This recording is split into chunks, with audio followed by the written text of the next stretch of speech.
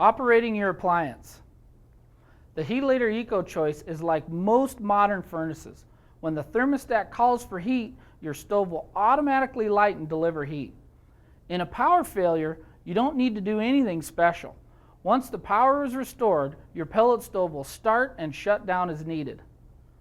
During each ignition cycle, it's normal to see some smoke in the firebox. The smoke will stop once the fire starts.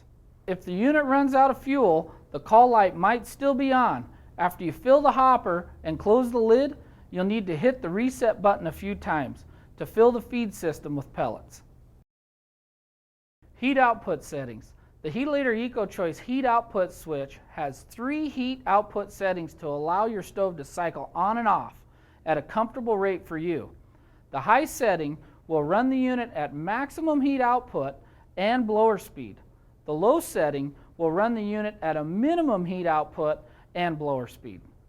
Each time the thermostat calls for heat, the stove will start on high setting for the first 4 minutes and then automatically return to the burn rate that the heat output switch is set to.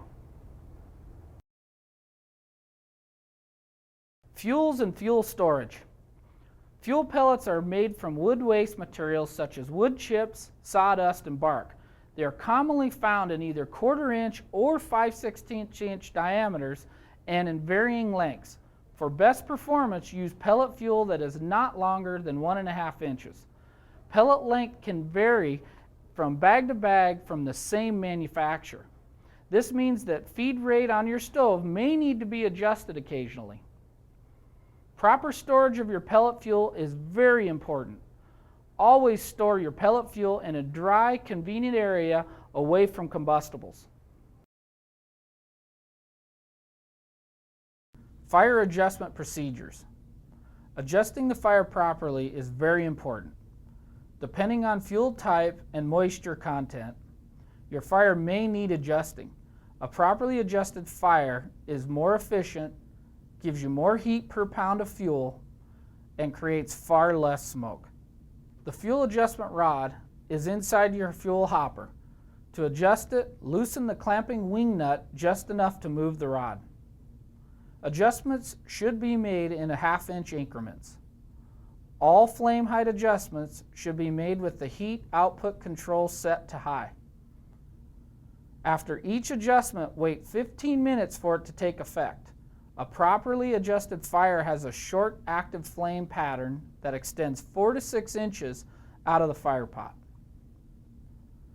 Small is if the fire is too low. It may not stay hot enough and the thermocouple will not sense enough heat, which will cause the stove to shut down prematurely. When the fire is too small and rarely peaks above the top of the fire pot, like this one, then you will need to adjust the feed rod upwards. If the fire is too high, the feed rate will need to be reduced by moving the rod down. You should empty the ash drawer every 5 bags of fuel or at least once a week. Allow your stove to cool completely and make sure there are no hot ashes in the firebox prior to cleaning. Open the ash drawer and slide the ash pan straight out.